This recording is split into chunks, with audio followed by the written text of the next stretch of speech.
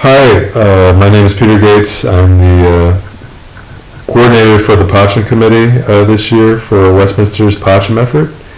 And I want to thank you for volunteering for Pacham. The church has been involved for close to a decade, and church involvement has been extremely important to the overall Pacham effort in the community, and we're really proud of that.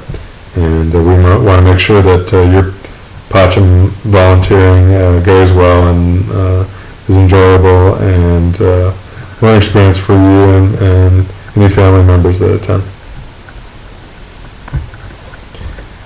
So Pacham originated in 2003 as a result of discussions between area congregations as well as area social services agencies.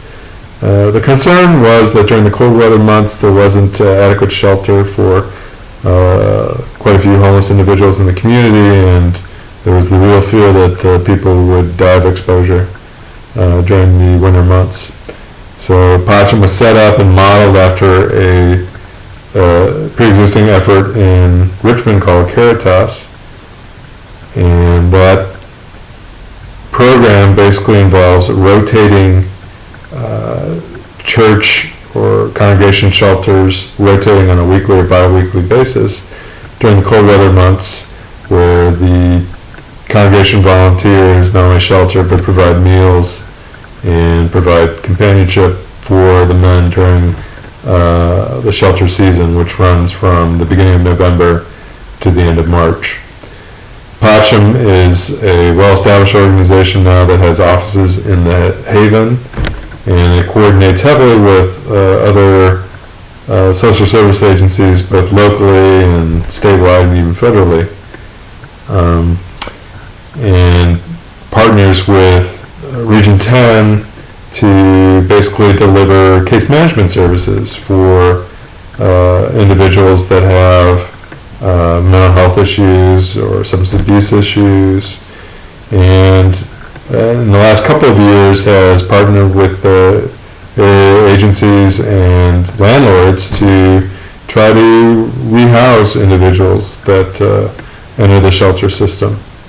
So there's a lot going on.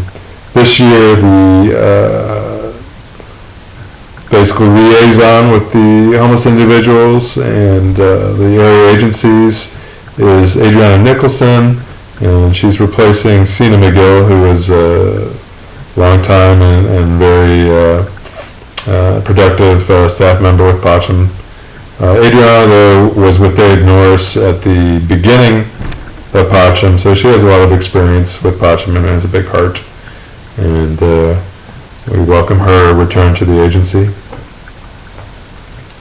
If you want to find out more about other resources that assist homeless individuals or want to get further involved in assisting homeless individuals, there are files in the tab on this website that provide information from TJAC, the area agency that's tasked with coordinating the overall homeless assistance efforts, as well as the United Way files.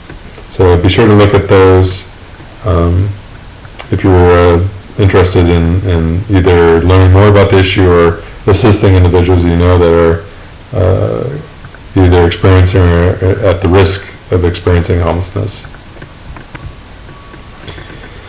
We have to bear in mind that Pacham is a low barrier shelter, that is, it won't turn away guests if they have mental health issues or substance abuse issues or criminal records, including offenses that were violent or even involving sexual abuse or child abuse.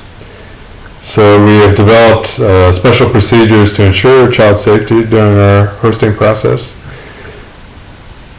Bottom line is that 90 to 95% of the guests are very, very appreciative of the services that we provide during Pacham, and really appreciate the opportunity to interact with the host congregation members. And the most important thing you can do to further that engagement and that interaction with the guests is just to be yourself to be available and to be interested in the guests, interested in engaging the guests, but of course gauging whether they just want their privacy that particular evening or want to engage. But a lot of them do want to engage. It might take a little bit of ice breaking, but you'll find that there are some very special people that for various reasons have become homeless, and you'll get more out of interacting with them than they might get out of interacting with you. It's kind of a special thing, but you do have to make yourself available. The procedures for child safety are detailed in a link on this module, and there's also a file with more detailed tips for interacting with guests. I'll just summarize the child safety rules though. Rite 13 class is allowed to do meals night and participate in eating activities, but with a strictly observed ratio of children to adult chaperones. The ratio should be close to 2-to-1, no higher than 3-to-1, children to adults. In addition, the number of Rite 13 children participating on any particular night will be limited to 8. Children under the age of 13 must be accompanied and be under the constant supervision of their parents or guardians. Teens older than 13 must be accompanied by adult chaperones, and the maximum ratio permitted in a group of teens and adult chaperones is 4-to-1. And the expectation is that all children and chaperones that are at the church during Pacham will have pre-established networks for keeping watch over each other during their participation at the church. Some ideas for getting children involved that don't involve being at the church when the guests are there include gathering prizes for bingo, making welcoming signs and artwork, including new placemats or table decorations, and making or gathering snacks, putting together welcoming hygiene kits, and maybe even assembling mini emergency kits including band-aids, safety pins, etc.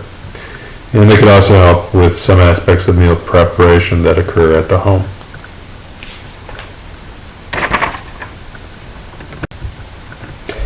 As part of the introductory orientation for volunteers, Pacham asks, or requires actually, that we deliver a fire safety training.